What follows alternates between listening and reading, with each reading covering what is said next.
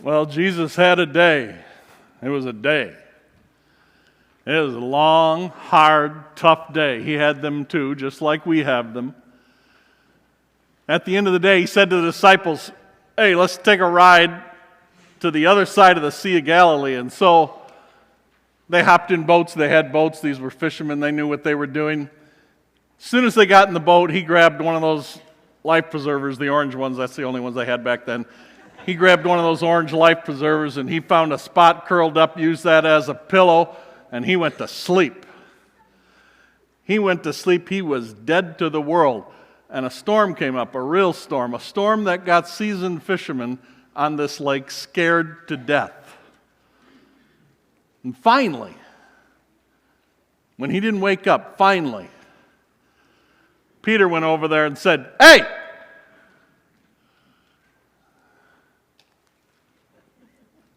And he said, what? And Peter said, we're about to drown here. And Jesus stood up and he spoke. And I have a slide. Here we go. Let's put my slide up. He said that right there. My question is, what did it sound like when he said it?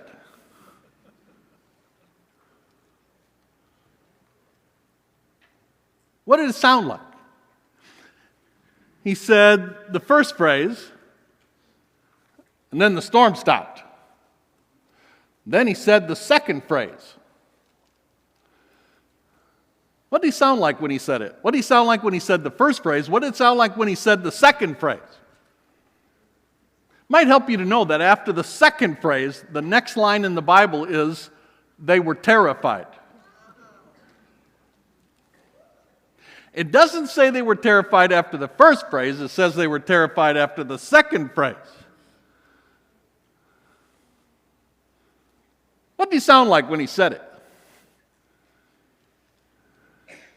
Let's try it out. Okay, Rich, you're first.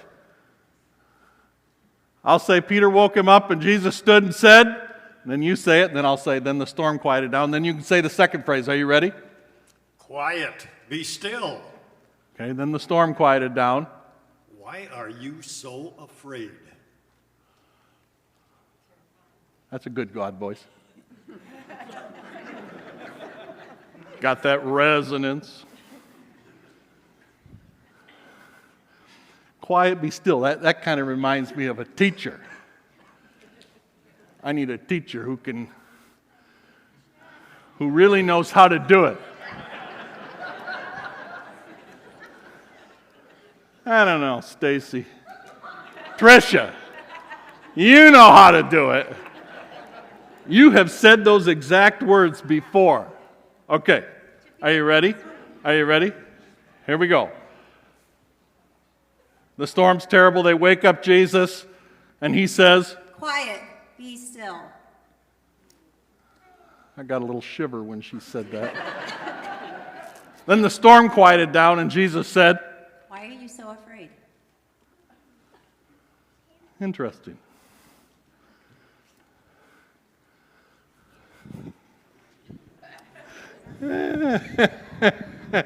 Okay, Ruth Ann.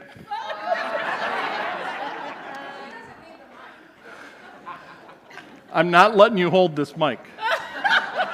No, not in this world. Okay. The storm's raging. The disciples say to Jesus, hey, don't you care that we drown? And Jesus said, quiet, be still. Then the storm quieted. Then Jesus said, why are you so afraid? interesting.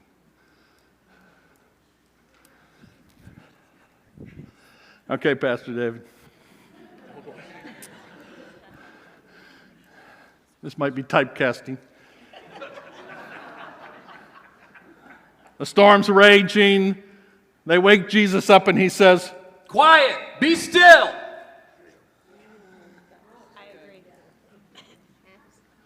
and then it just quiets. And he says, Why are you so afraid? interesting.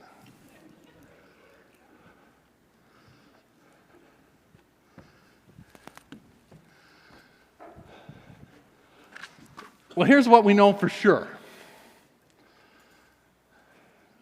He sounded like something. He spoke it out loud.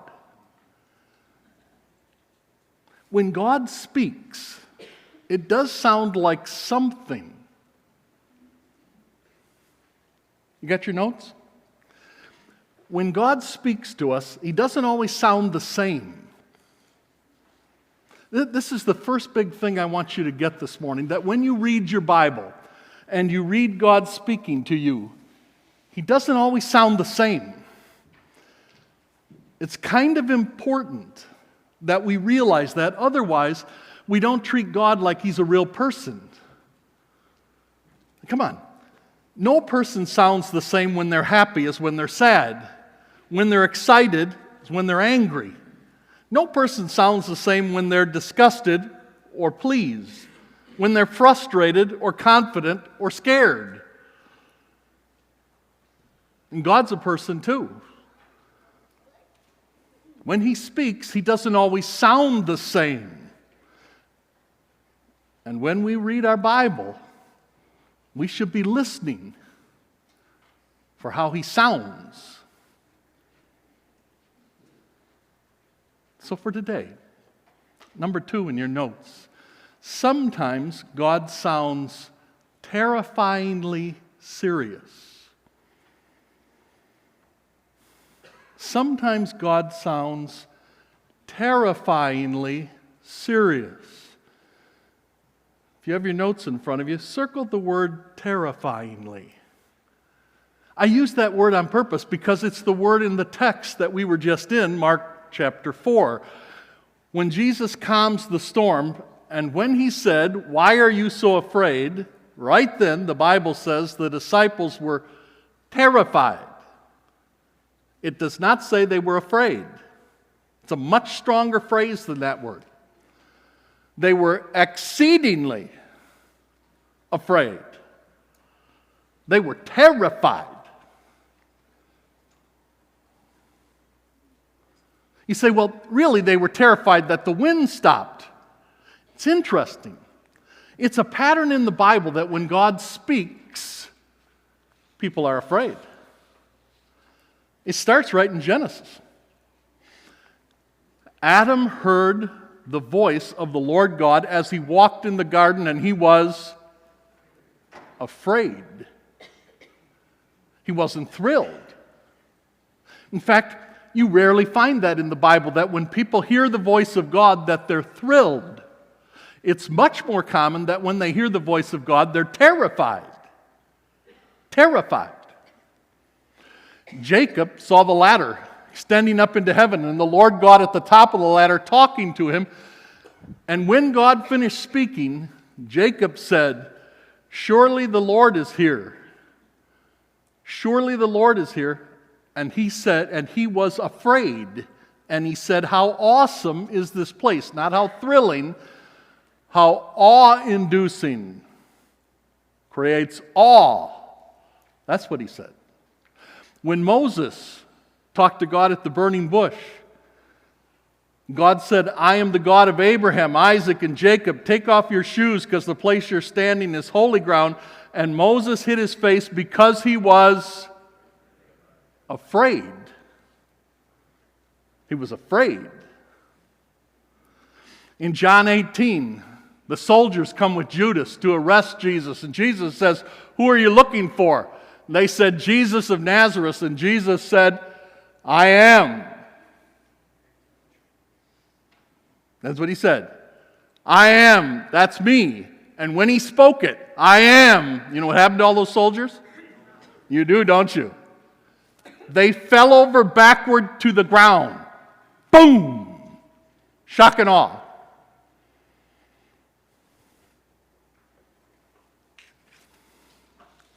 Revelation chapter 1, John had a vision. He saw Jesus, and Jesus talks to him, and it says his voice sounded like a trumpet and like a mighty rushing water, kind of like when you stand outside of Cave of the Wind, right underneath, right beside Niagara Falls as it crashes. Some of you have been there. That's what his voice was like. And he said, I'm the first and the last, the living one. I was dead, and now I'm alive forevermore, and I hold the keys of death and hell. And John fell at his feet as though dead. And Jesus said, don't be afraid. Do you know why he said it? Because he was afraid. You say, yeah, but he didn't want him afraid, only because he had a job for him to do. And then I want to show you this passage. I want you to look this one up with me. Go to Deuteronomy chapter 5.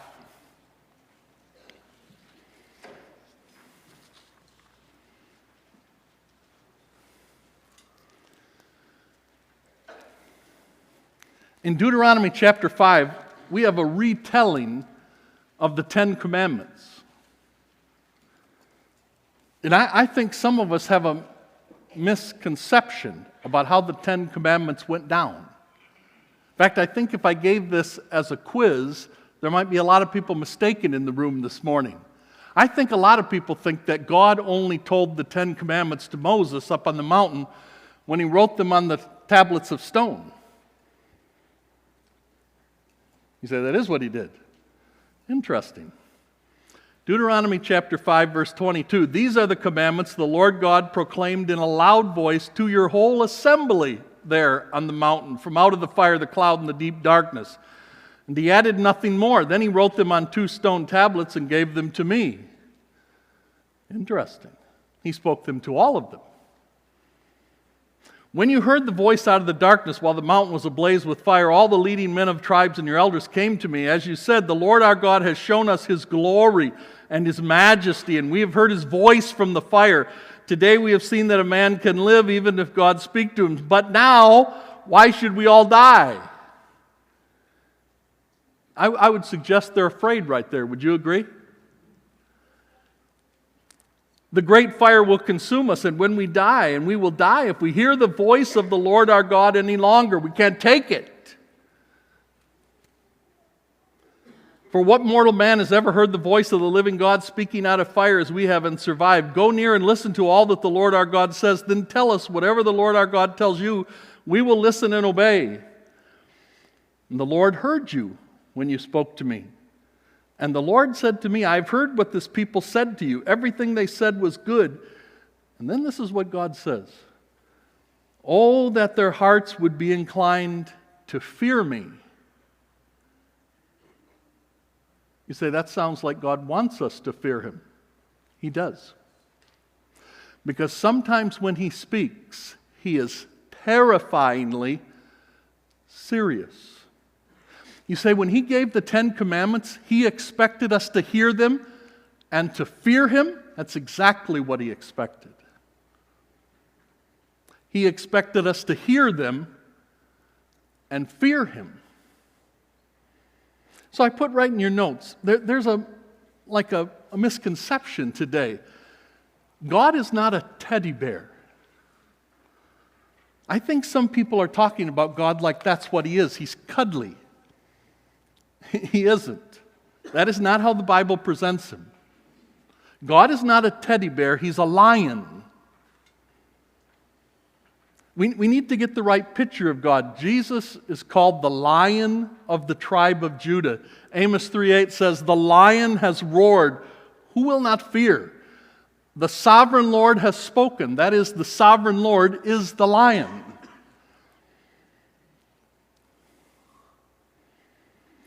Sometimes, not all the time, this is sermon 1 in a series. Sometimes God sounds terrifyingly serious. Now here's my question. When you read the Bible, When you read the Bible, not your kids, not your parents, you, yourself, when you read the Bible, do you ever hear God as terrifyingly serious when He speaks to you? You say, well, I don't hear Him anyway. I just read the words. He's a person. He's speaking these words. They've been written down for us, but He's speaking them. And if we hear God speak, and when He finishes, we're never fearful. We never hear it as terrifyingly serious, when the pattern in Scripture is that's how they did hear Him.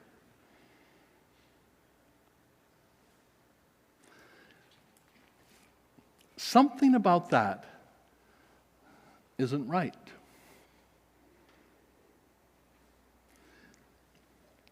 You put series together. I have 4 weeks to talk about how God sounds. He doesn't always sound terrifyingly serious. Why did I put this as number 1?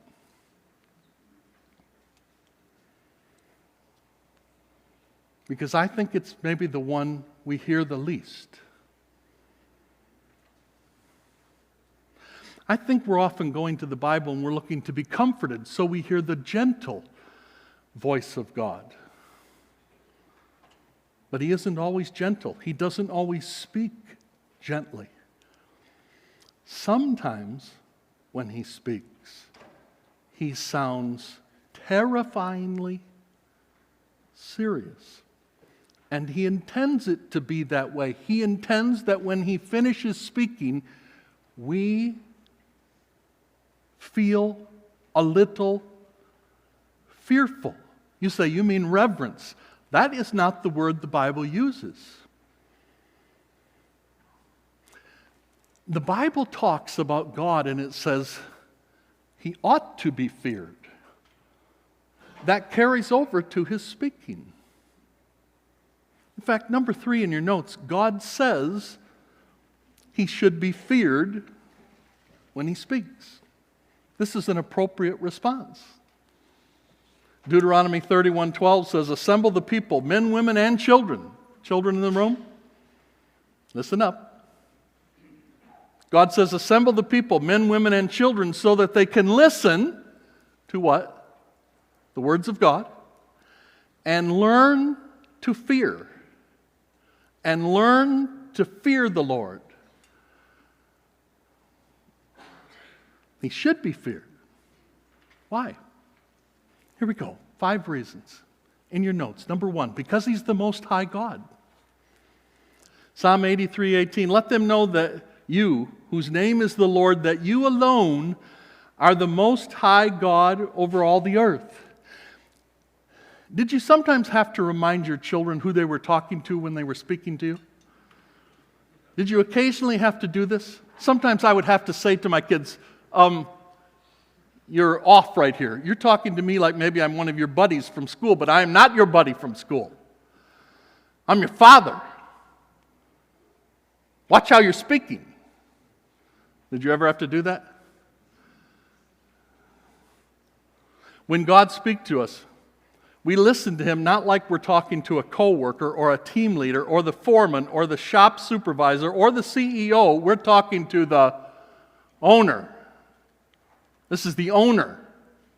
He's the Most High God. He's on the top. This land is my land. What? This land is your land. This land is my land. Nonsense. This land is His land. It's His land. He's the Most High God. He's the owner. When we're speaking to the owner. When we're listening to the owner.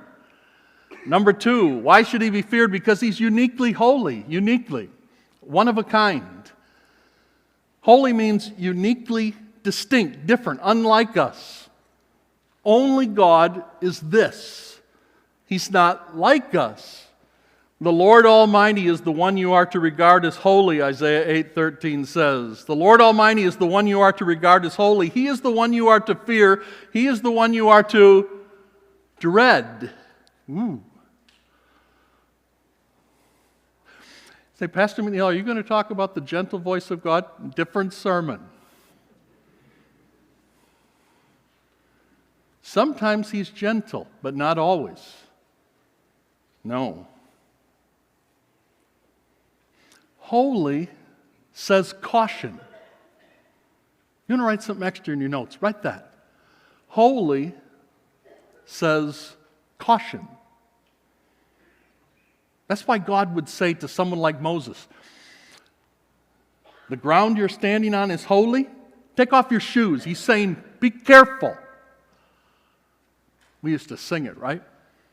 This is holy ground. We're standing on holy ground, for the Lord is present, and where He is holy. This is holy ground.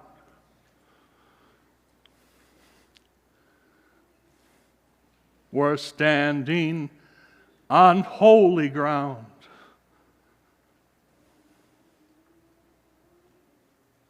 He is not to be trifled with. He's not like us. We're not talking to someone like us. He's holy. He should be feared. Number 3, why should we fear Him? Because He's righteously angry. Say, I don't like that. I don't particularly like it either. He's angry. You say, well, He doesn't get angry very often. You want to know something? The Bible says He gets angry every day. The Bible says that. You say, where? Psalm 7:11. Look it up, but not right now. Psalm 76:7 says, it is you alone who are to be feared. Who can stand before you when you are angry? Sometimes when God speaks, He's angry. And He sounds terrifyingly serious. Can I just stop and ask again? When you read the Bible, does He ever sound terrifyingly serious to you?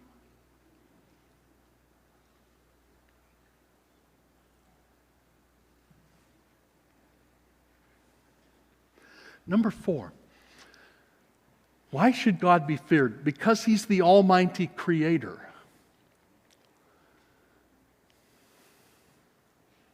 Say, I don't, that doesn't move me to fear. It should. That's what He says. For great is the Lord and most worthy of praise. He is to be feared above all supposed gods. For reason. The gods of the nations are idols, nothing, but the Lord alone made the heavens.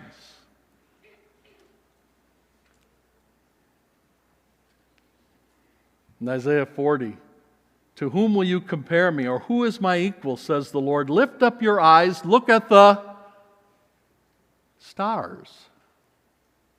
This is what God says. You want to know who you're dealing with?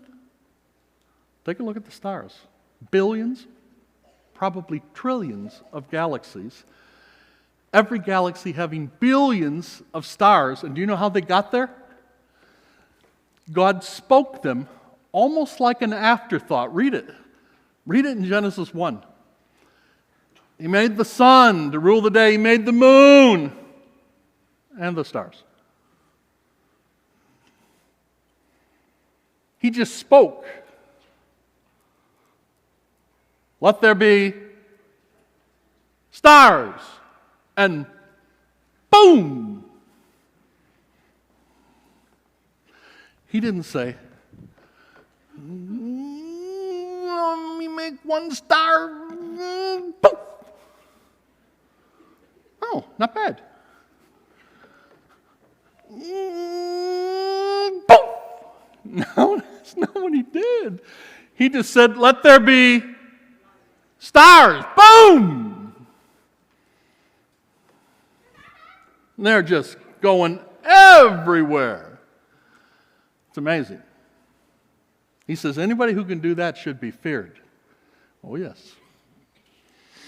Number 5, he should be feared because he's the final judge.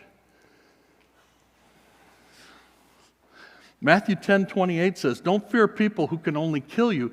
Fear the one who can judge you and send you body and soul to hell. That being should be feared. Now, you say, well, what kind of verses do you think are in the Bible that should cause this? I have examples. Here we go. Number 4, we should listen to the fearful instructions and warnings of God. Sometimes when God speaks in the Bible, he expects us to hear them with a little fear and trepidation. Like, number 1, when he talks about mandatory forgiveness.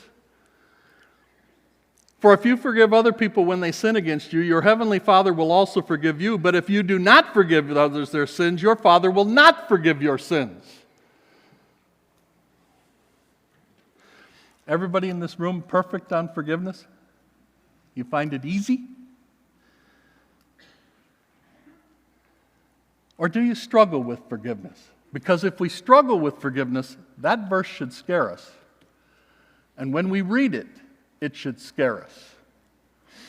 Instead of trying to explain why that doesn't mean what it says it means, we should take it that he does mean what he says he means. If you forgive other people when they sin against you, your heavenly Father will forgive you. But if you will not forgive other people, your heavenly Father will not forgive you.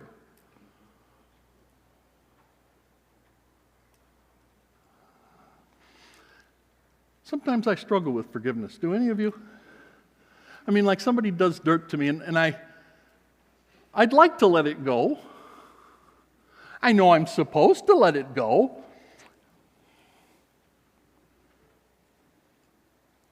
But it irks me. Anybody else here? You can just forgive. Number 2, there's a verse on missing heaven. I think it should scare all of us. It's Matthew 7. Not everyone who says to me, Lord, Lord, will enter the kingdom of heaven, but only those who do the will of my Father who is in heaven. Many, that's a scary word, many will say to me on that day, Lord, Lord, didn't we prophesy in your name and teach Sunday school and be a deacon or a trustee and take the offering and greet, and in your name drive out demons, and in your name perform many miracles? And then I will tell them plainly, I never knew you.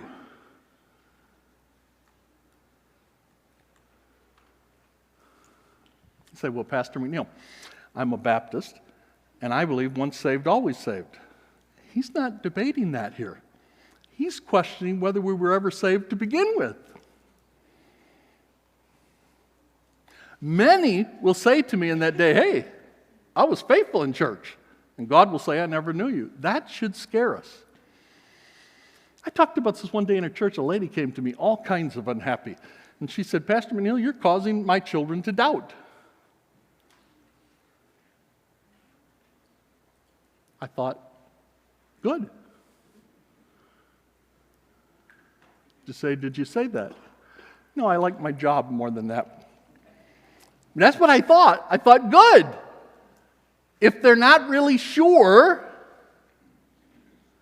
that verse is supposed to scare us. How about this one? The one on destroying prayer, number 3.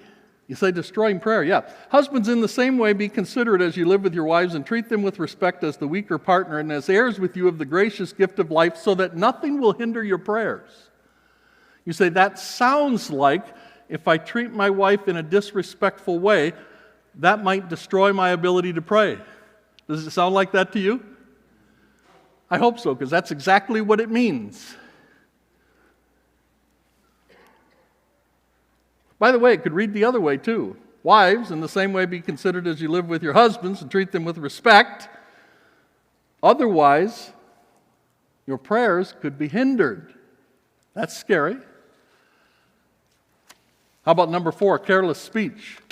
I tell you that everyone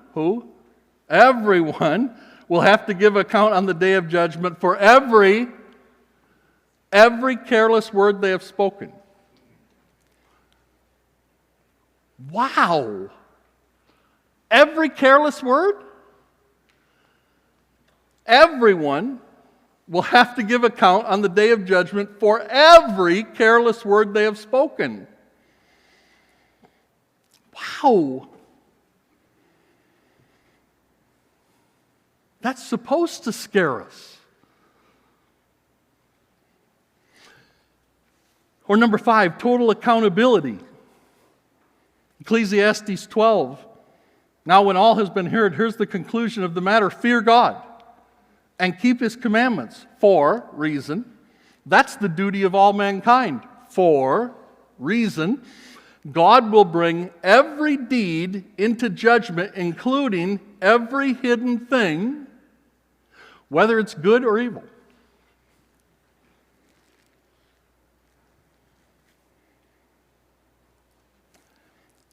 If we read that, knowing God's saying it to us, fear God and keep His commandments. This is the duty of all mankind, for God will bring every deed into judgment, including every hidden thing, whether good or evil. That's supposed to scare us. To read it and not hear it as terrifyingly serious is to miss the point. Or how about my last one, number 6? About blessings and cursings. You say, cursings. Yeah, this isn't talking about swearing. No. This is talking about blessings as approval from God and cursings as very strong disapproval of God. This is a principle of the whole Scripture. This is a principle of the whole Word of God. It is a principle for life. Here's what God says. I'm setting before you a blessing and a curse. A blessing if you obey the commands of the Lord your God I'm giving you today, and a curse if you disobey. You say that's only Old Testament. I disagree. I think it's a principle of the whole Word of God, and it's no problem if we all obey. Always. Little honesty quiz. You can vote with me if you'd like to. I sometimes disobey. Some of you didn't raise your hand. Let's try this again. I'd hate to think you were lying in church.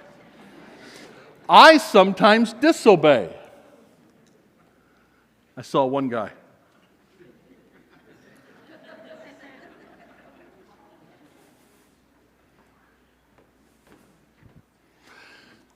God doesn't always sound the same way when He speaks. Sometimes God sounds terrifyingly serious. You say, what do you want from us this week? Well, you could read through those verses on the bottom where I gave examples and see if you can hear the terrifyingly serious Word of God. But when you're just doing your devotions, I think you should ask yourself, how serious is God right here?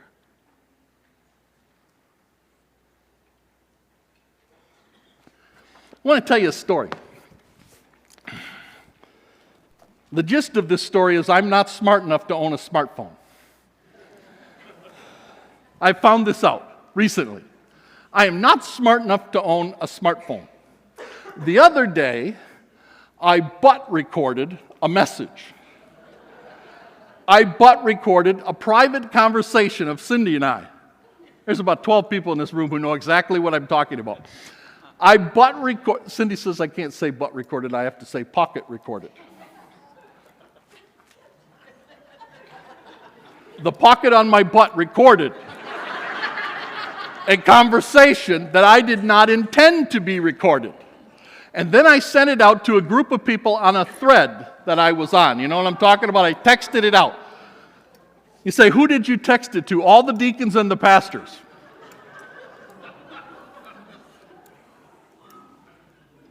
You laugh. Go ahead. Not all of them were laughing. It's a good story. I have to tell you the story. This was a couple weeks ago when we had that terrible Sunday when we had 20 inches of snow and the wind was blowing, 30 miles an hour, that day. The deacons and the pastors were on a thread discussing whether or not we should have church or not. Now, Cindy and I were reading this as it was happening live because we were standing with our coats on getting ready to leave, and I said, well, let's not leave till we find out if they're going to cancel or not. And I don't want to get there and have to come home. We drive so far, And so while we're listening, we are debating. Cindy and I are debating. She's saying we should have church, and I'm saying we should not have church. This is very important for the story. I am saying loudly we should not have church. She says, why not? Of course we should have church. She's just such a goody two-shoes. Where is she? Over there. She always thinks we should hold church. But it was terrible out that day. Do you know what I'm talking about? Terrible. 20 inches of snow, winds blowing 30 miles an hour. It was terrible. And the people who were out on the road said, we should not have church. So I'm arguing we should not have it. Cindy's saying her nonsense about how we should have it. We're having this debate. It goes on quite a while because this thread takes time. I mean, it's 10 minutes or something. Anyway, right when this thread finished and they said, we're going to have church, I clicked off my phone, put it in my pocket, and said, let's go. And right then I started recording. And I recorded all the way to church. Cindy and I have a private conversation in the car. Then I sent it. I didn't know I did any of this. I am not smart enough to own a smartphone. You say, where's your phone right now? At home! So we get in the car, and it starts with me harassing her because she shut the light off on me. She does this. I'm trying to get out of the house. She shuts the light off me. I can't find my coat. I'm pitch black. She's trying to save a nickel, and I'm after her for doing this. Teasing. We're teasing. Then we get in the car. As soon as we get in the car and we start driving, I start pointing out on how it's not nearly as bad as those people were saying. And they say, why we're doing this? To get Cindy. All this was to get a rise out of Cindy. I spend my life doing this, and you can believe it. So I'd been arguing for 10 minutes that we should cancel church. Well, now I'm on the other side. And I said, the deacon said you could only see a block, but I can see at least 3 blocks. It's not that bad. On and on I go. She looks at me like, what are you doing? Because she knows I just argued for 10 minutes that we should close church. And I said, I'm mocking the cancelers. Well, there was guys on that phone who thought they should cancel, and they didn't hear the part where I was for that position. All they heard was, I'm mocking the cancelers. So the guys who were for canceling, they weren't overjoyed with me. For real. Well, as soon as I said I'm mocking the cancelers, Cindy starts pointing out how good it is out. That is, she's arguing on the opposite side now, too. She knows what I'm doing, so she starts doing it. And I said, you're switching sides. This is all on the tape. As soon as that happened, I started pointing out on how bad it is now. That is, I switched sides again. I said, it's only one lane. You can't even see the lights from church. Then there's about 6 minutes of terrifying, well, it's not 6 minutes, 6 seconds of terrifying silence when I almost went in the snowbank. True. And then I said, whew, that would have been embarrassing because it was right as you're coming in the drive out there because I was doing this yakking and I was going too fast. Then mercifully, somehow I shut it off. I don't know.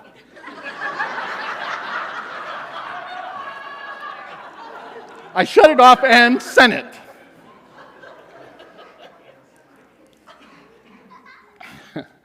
Some deacons were not happy with me because they didn't hear the part where I was for canceling. They thought I actually was serious, like I was upset with them. I wasn't. A couple of them talked to me, and I said, no.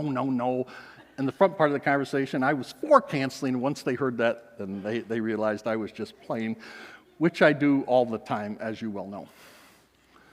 Okay, you say, why are you telling us this story? For this reason. When I figured out I had done this, and I had sent a 4-minute conversation to all the deacons and pastors How do you think I reacted? Myself. Before I knew what it said. I'm going to tell you the truth.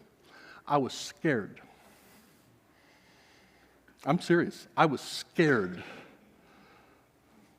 I say, because you thought you would get in trouble. No. I've been in trouble so much in my life, that doesn't really scare me. Truly, it doesn't.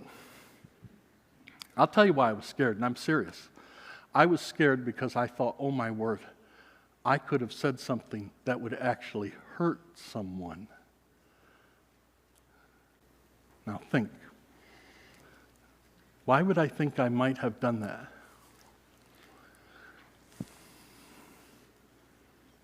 Well, because I must know that occasionally I say stuff like that. Now,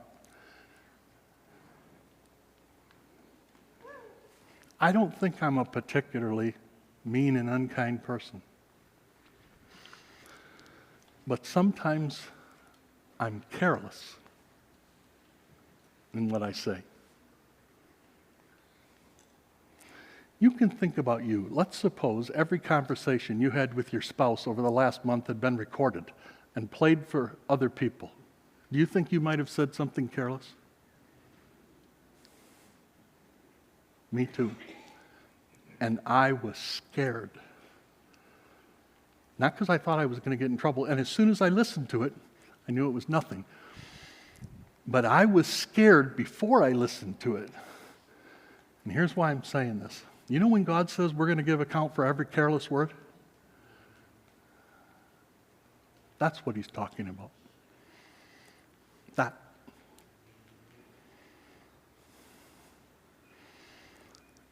And I've been more careful since that day. No joking. It isn't that I've been more careful with my phone. I have been. I've actually been more careful with what I've said. And sometimes I was going to say something and I thought, because this is recent, I thought, before I said it, do I want to give account for this? And I shut my mouth.